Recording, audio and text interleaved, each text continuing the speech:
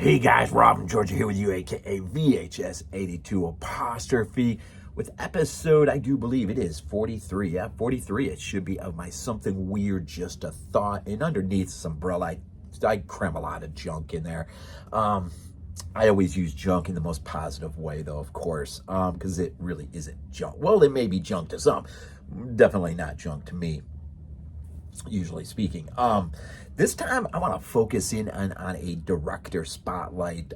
Anything and everything I think I have of Mr. Rob Zombie. Like anything in life today, it is a love-hate relationship. You either love the guy, respect the guy, or you, for whatever reason, and most of which is not really that understandable, you hate him. Dude, man, for whatever reason, and I get it, man, his filmography is not for everyone, okay? Some of it not for the squeamish. It's not for everyone. And so I don't know why I feel as though I need to defend my love of this guy and in his work. I think because anytime I've heard him talk, be it Joe Rogan, fantastic interview, early part of his podography, if that's what you want to call his archive, or John Carpenter did a great, I'm sorry, not John Carpenter, man, what am I thinking? Mick Garris did a great interview with him, as well as Eli Roth, The History of Horror. There's two great episodes, one just involving Rob, the other one involving Sit Down with Rob and Greg Nicotero and Eli Roth. I believe it's just those three. Just talk their love of film. And I've heard them on other things, of course. But the Rogan pod is really fantastic. We're both children of the 70s. He's the only director that I hear say things and immediately there is a real connection. I'll give you one example. I remember he's just talking about growing up in the 70s and he brought up Space 1999. And that he had the toy, the Eagle One toys, big, large spacecraft. And I had never, ever heard of anyone ever mention anything like that before. I mean, I had the toy. I had the Eagle One toy. And I loved that show growing up as a kid. In fact, not that terribly long ago, I reviewed both full seasons in their entirety, including a message from Moonbase Alpha. So that's in my channel under a playlist, Space 1999. But I mean, it's things like that, right? You hear somebody saying there's a connection, and we both view similarly a lot of things the same. He's one of those guys, I have to believe with all my heart, there are people that we'll run into, or maybe, we often think if we ever ran into these people, there's going to be some stars in our eyes, and how we connect or talk and speak is not going to be like we do with everyday people. He's one person, though, I really do believe if I ever had the chance to just sit down and have lunch with that guy, our conversation would reflect not much different than any conversations I've had with good friends. Really, I don't think I think this would be like that. So, when you see things like in his Halloween remake of Halloween, there's that moment where young Michael is sitting by the curbside, and in the song by Nazareth, "Love Hurts," is, and I connect because a lot of what comes into his filmography is his, memories of the 70s, and I have memories of the 70s. So there's just that connection. There is that connection. There's a scene where I think Mrs. Deborah Myers is walking into the sanitarium to see Michael, and it's wintertime. One of the few times we have winter, and immediately the old Christmas song kicks in, and you see Michael in the old terrible, terrible, ugly Christmas sweater. And I'm thinking, that was me as a kid. I mean, I remember these things just connect. So anyways, enough of, but, just to have some understanding of where I come from with that. And I've seen, and I'll mention that along the way as I go through all the stuff I have, I've seen, to my memory, at least 3 of his films on the big screen. A couple of them multiple times. But anyways, we'll get through that. So I'm just going to go through chronologically. We'll start with the latest thing in terms of my collection, what I have. We'll start with the latest thing he did, and we'll end with the earliest thing he did. And I'll try not to rabbit trail too much.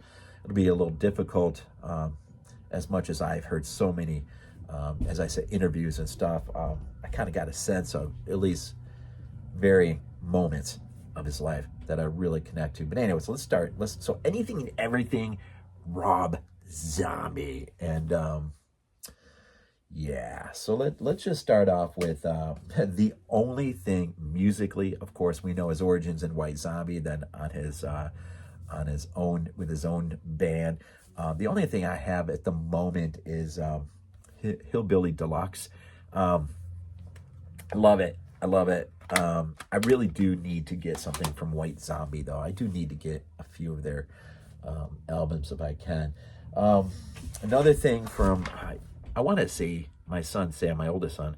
There was a thing I had done a long time ago. Video I had done where the intro was going to be something to the effect of, and this is not as near as good as it was when I did it, but something to the effect of, you want some gore? You want some gore? The 80s gives you the gore, man. Kind of thing. And so he drew me a picture. And I think in a way, not so consciously, I think Rob Zombie sort of prefigured in his vision sort of what sort of came through him in the pencil, because that does look an awful like Rob Zombie. So I told him today, he's on a bit of vacation from work. He gets bored at all. He needs to create for me an interesting portrait of Rob, and some of the imagery from his films and stuff would be really cool. Some other things I'll pick up that are not movie related. I'll just go through as I go. So the first film I have on Blu-ray, of course, from 2016. It is the third piece to what now is a trilogy, and that is, of course, 3 from Hell. And of course, Sid Haig unfortunately passed, and therefore the film, whatever film began in Rob's mind, is not the film that ultimately ended up being. And in fact, I think as a result, I've never heard him say this, but in my mind, I think this trilogy really becomes Baby's trilogy. And for those of you who may be familiar to this, you know what I mean.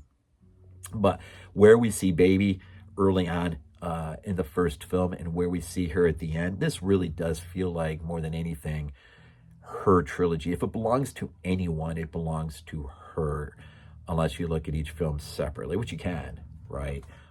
So 3 from Hell, Blu-ray, the last thing in his filmography that I have in my collection. The next film I have in my collection, I've only watched it maybe once or twice. I'm sorry, 3 from Hell came out in 2019. Let me correct myself. I was looking at another title. 2019. The other one is 2016, and that is his 31.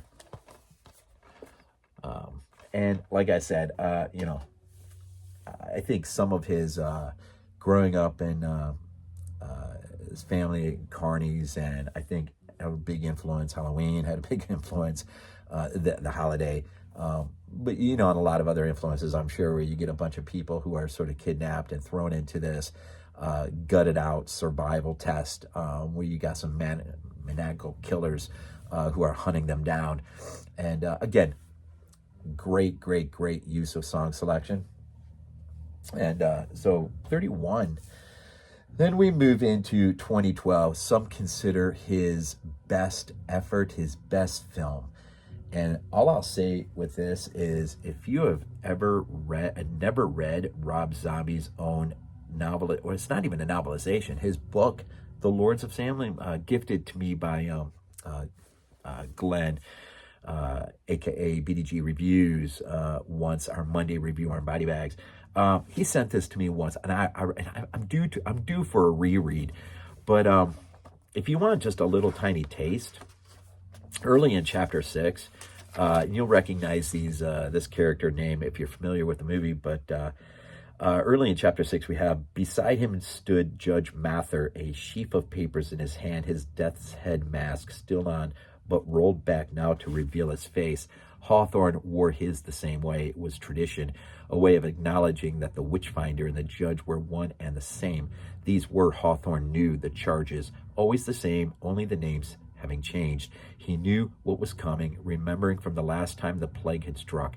Found guilty of commerce with the devil, condemned to death by the very fire that shall be your eternal dwelling in the hell that you have embraced and that awaits you to consume you. I'll say this about the book compared to the movie. I saw two things. Number one, had this been more fully realized in the film, that might have been could have been one of the single cinematic nods to Lucio Fulci we've ever had. I really do believe that. Some of the imagery, excuse me, what is lately, I've just get things in my throat. Some of the imagery is so insane. It really does conjure up images you would have of Lucio Fulci's, say, The Gates of Hell trilogy. It really does. It's too bad that the film couldn't have more reflected, but I'm pretty sure the film came first in 2012. The novel came later. I'm just assuming here, get the date here. Usually shouldn't be too hard to find. First trade edition, October 2013. Yeah, so a year later, he brought his book out. So how much of that book was in existence may have been all in terms of his thought process. Obviously, there's a leap in terms of limited by budget and other things in what you can do from the pages of the written word to the cinematic screen are always, a leap of sorts. But we do have the film on DVD, of course, Lords of Salem. Some incredible cinematography in this. Again, a lot of his stuff, most of his stuff is not for everyone. And so I'm assuming the only people who are watching this right now are the ones who find themselves either A, huge Rob Zombie fans, or B, slightly intrigued enough to plow their way through something like this. But it does have some great moments. The whole vinyl, which plays a much really incredible, way in the book. But even in the movie is played out pretty cool, man. Yeah, it's of course rooted in the Salem witch trials, sort of his throwback to films like Black Sunday, Long Hair of Death, those sorts of films. The only film really I don't think I have seen in his filmography is the one that is next, and that is from 2009, and that is The Haunted World of El Superbeasto. I have not seen this. I know it's animated, and I know the content probably is a bit too strong for most, and so I just kind of throw that out there. But I have the bootlegged edition, compliments again of my buddy Glenn, who I thank you so much for it. Eventually I'll look at this, but I haven't yet. But I wanted to include it because a lot of times our collection, as you'll see further on into my collection of Rob Zombie stuff, is made up of some very unique pieces, things that generally speaking not everyone sees or knows about. Obviously you'll understand what I mean when I get to that, but that's a film, one of the few I've not, if maybe the only one I haven't seen yet. I was going to say, did I see Three from Hell? No, because it didn't get a theatrical play near me. So it wasn't, yeah. And I don't think 31 did either. And quite now I think about it, I don't think Lords of Salem did either. Because it just seems like by that point I would have seen that in the theater. So that's, yeah, that's too bad. That has to be the only reason why I wouldn't have seen it theatrically. Okay, so the next film is from '09. Probably know what it is if you know his filmography. It is definitely in the upper part of my love, and I got a few pieces to show you of his. Let's just start with my Fangoria. H2, Halloween 2, the follow-up to his first film remake of Halloween. Just some epic moments. The hospital, I know it's just a dream sequence and everybody hates on it because it's a dream sequence, but it's still pretty epic, man. And I do say what you will about his film, about his Halloween films, I don't think Michael ever quite, except for the original, I don't know if Michael ever looked as good. Now, I'm not specifically, I'm not talking about the sort of the roaming vagabond Michael, but when he's in his iconic mask, the way he carries himself, it's pretty iconic. It is pretty epic, man. In the hospital scene alone, when he just comes around the corner, it is, and the music, it's iconic. This is my well, let's see. Let me do this. Let me show you this. It's a 27x40, the only poster I have of Rob Zombie filmography. And I will do my best, but you'll get the point here.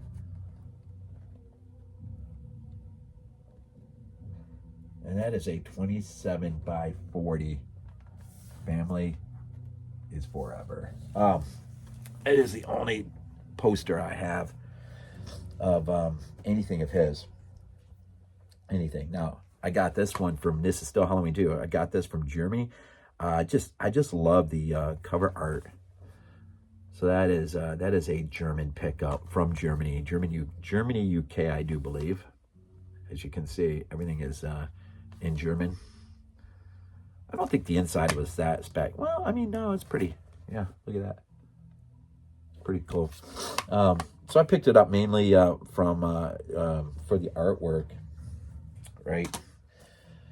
All right. And then, of course, Five Below. I want to say it was Five Below. I went in there one day, and I could not believe there was a wall in the back, and they must have got an incredible shipment of way too many Halloween movies. And so they were so cheap. I could not, and it was so perfect. I walked in there at the right time,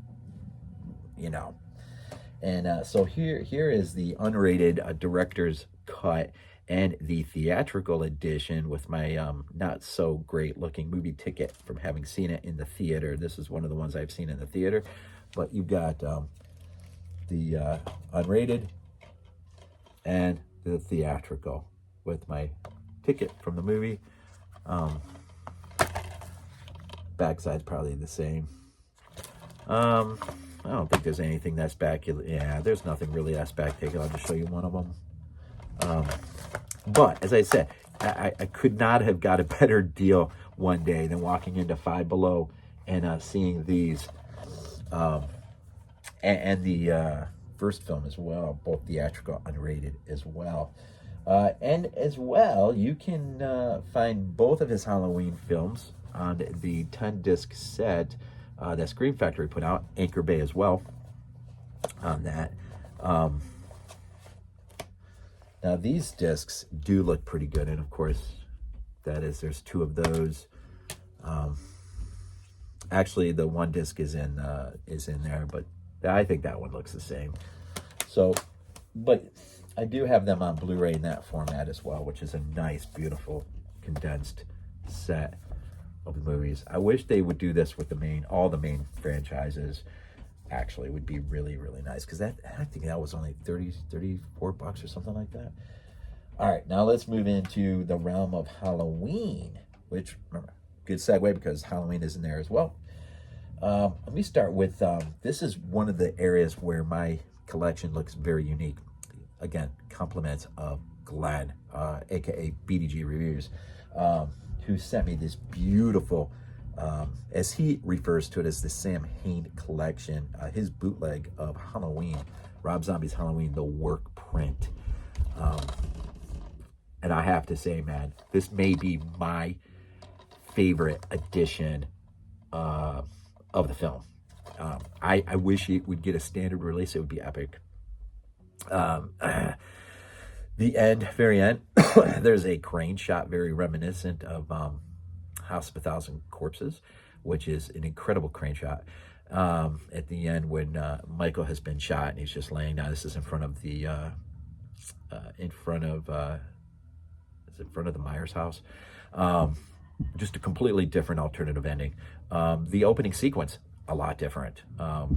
Instead of God of Thunder, you open up with Monster Mash, and it really does start an interesting aesthetic through it. And the chase scene between him and Laurie from one house and then across the street to the other house is more in line with the first trailer that ever dropped for the film. Theatrical presentation is different. It doesn't feel as compressed and therefore as near as ferocious of a chase scene. And there's a lot of differences in the work print that do make it probably my favorite way to view this film. And so Glenn, if you ever get a chance to put this on Blu instead of DVD, God, I would love it, because this really is quite a nice little piece of work. Compliments. And if you've never seen it, search it out. It's great. It's great. It's great. Now, the next one is a recent addition to my collection. It's something I've been looking for forever, and I know I could have got it off Amazon quite often. Sometimes it's there, sometimes it's not, but I did find it out in the wild eventually, and that is the 3-disc collector's edition of Halloween. Of course, my movie ticket, which is a whole lot better than the other one. And this one is markedly very much more important because you have the epic 4.5 hour, I think it's 4.5, documentary of the making of Halloween on that 3rd disc. Of course, you got the minor supplementals and then the 1st disc.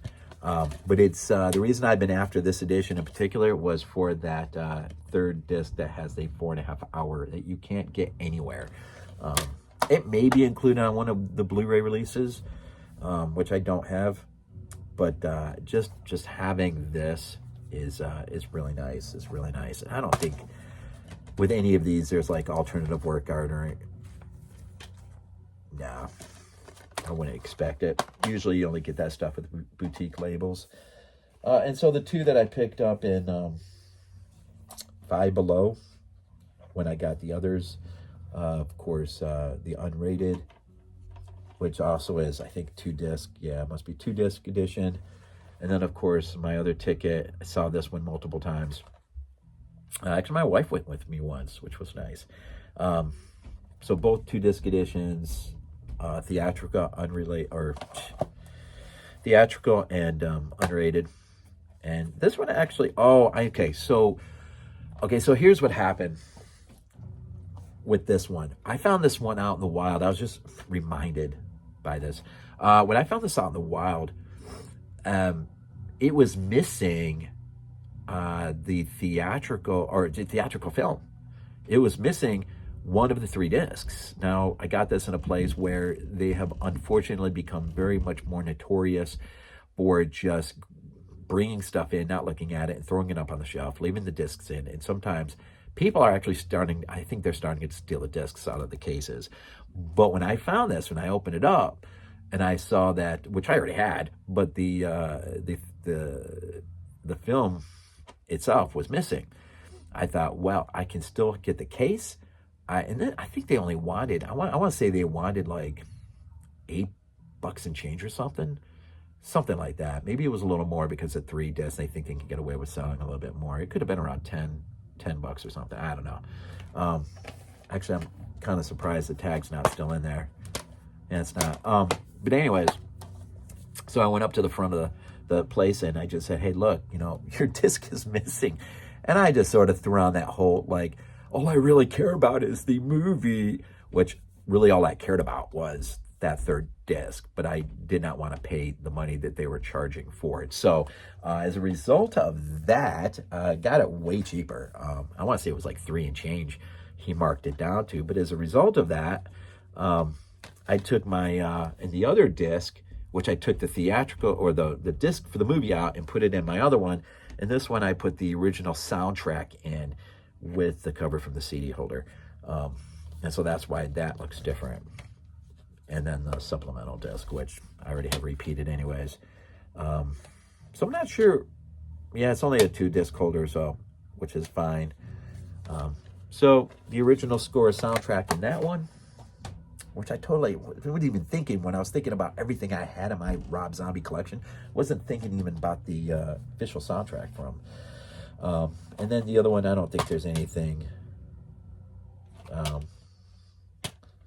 kind of funny how the film disc is blank as far as artwork, but then the second one isn't. That's kind of weird. But movie stub. So Halloween's, now we're coming down to the end. Halloween, remember, came out in 2007, H2 in 2009. And then the last two films, this is an absolutely incredible edition. I picked up back when Best Buy actually sold movies. They don't sell movies anymore, so I never go in there anymore. It's the way it goes. You don't sell movies, I don't go in there anymore. That's a lie. I actually just went, I went in there. We had to pick up, we got a new dishwasher and oven over Christmas. So that was a little bit of a lie. But I used to go in there all the time just to see, and that's where I got this. So I'm going to tackle the next two somewhat together, but it is both The Devil's Rejects from 2005 and House of 1,000 Corpses. Really, the date is 2000, but I don't think it gets its release until, its theatrical release until 2003. I did see it in the theater recently. Well, I say recently, in the last year or so. Me and my oldest son went to see House of 1,000 Corpses. Was getting, if you remember, was getting a theatrical play. I don't know, it was an anniversary edition replay or something. But anyways, it came with began with a nice introduction for it to those who were in there for it from Rob Zombie, which was nice. But stupid me, I don't know how these things work anymore. We saw, I think, at an AMC theater. I didn't think that I needed to tell the person when I first came in that I wanted my ticket stub. I just thought I would get it when I got to the counter. Apparently, I needed to tell him then, and then they would have printed it out for me. But because I didn't, I never got a ticket stub from seeing that, which really is, it irritated. I even, conveyed that to the, unfortunately, she didn't deserve it. But, and I wasn't like rude about it or anything like that. I just mentioned, like, seriously? You can't print me the movie ticket? Like, I mean, anyways. This was an incredible pickup from Best Buy, and I can't remember how much I paid for it, but it wasn't that much. Well, I mean, I don't know. I really can't remember. But you get House of 1,000 Corpses, the Devil's Rejects, and the infamous 30 Days in Hell, the making of the Devil's Rejects. So two really incredible documentaries. The 30 Days in Hell, and the 4.5-hour documentary on the making of Halloween, which I have both now. But, as far as Devils, even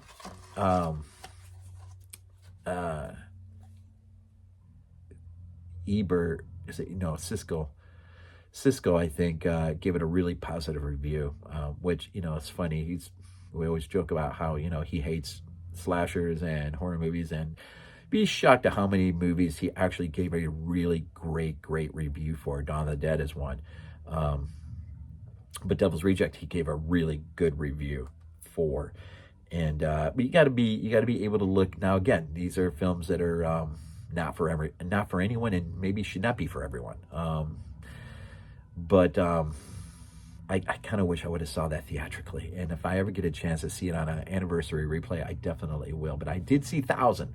And I will say this, the underground third act, boy, the nod to Fulci and City of the Living Dead is right there. When you go through the tunnel and you've just got the corpses lining up the ceiling and everything, it's pretty incredible. Nod to Lucio Fulci, in particular, that film. backside of that. Also, as far as that is concerned, of course, in 2000, I got the Fangoria edition of House of Thousand Corpses article, which came out 2000. In 2002, Fangoria followed it up with, finally, I think this is the one, yeah, finally, Hardcore Horror. Now, if you ever really want a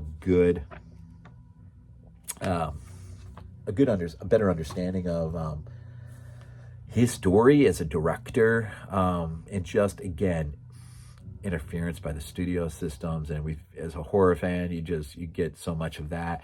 Either the Joe Rogan podcast with him is just a phenomenal interview. Mick Garris's time with him was on Postmortem was good. And then, of course, the third one was Eli Roth's History of Horror, and there are two on there. One with just Rob Zombie earlier in the archive, and then one with him and Greg Nicotero and Eli Roth, which is that's a long one, but it's great, man, because they just talk about film, man, and their influences, and that is some really good stuff. So, and I really try to think. I think that's all I have right now in my Rob Zombie collection. So, the only thing I want to say real quick is give it a little nod. I did this on my X-Files episode that I just did today as well. But 59 Survivor of VHS and Cinephile World Order recent subs. Thank you so much for subbing me. Return the favor. Links down below to both channels. Check it out, especially the post section of both their channels.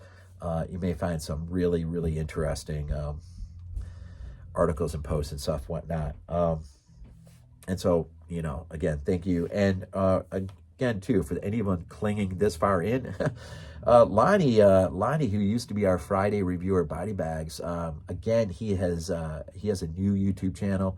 Long story, but he had to basically, he's building up from ground up.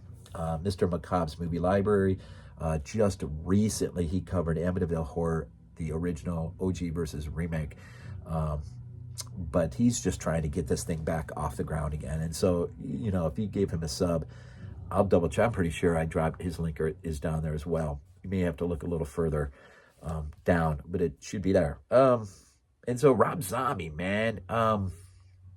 Yeah, this is a little longer than I wanted it to, but I think that's why I love him, man. That's why I love him. And one of my items on the bucket list is seeing him live in concert. That would be pretty epic.